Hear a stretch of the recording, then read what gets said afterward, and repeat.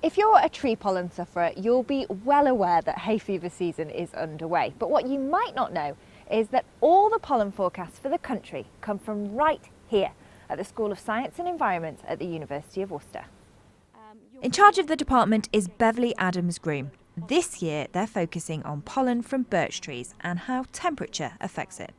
We were expecting a fairly moderate year, but then of course we had fantastic weather in February, which is very good for birch trees to produce lots of pollen.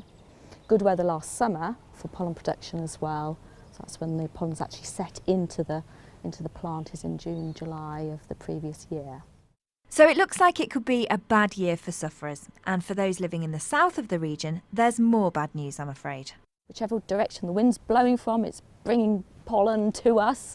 So here at Worcester we do see some of the highest counts in the whole of the UK. But how do you forecast pollen? To find out how it's done, it's time to go up on the roof of the university. All this equipment is monitoring the air, and this one is for the pollen forecast. So we've got a sticky tape here, and the pollen is being deposited on there through a little orifice right down under here. From there, the samples are collected and taken to the lab. This is birch pollen, and that's what's in the air at the moment, causing symptoms to hay fever sufferers and asthma sufferers as well. And this was captured on the tape, as we saw up on the roof. That's right. So the pollen's collected, the data's analysed, it's fed into a computer, and it all ends up on your weather forecast.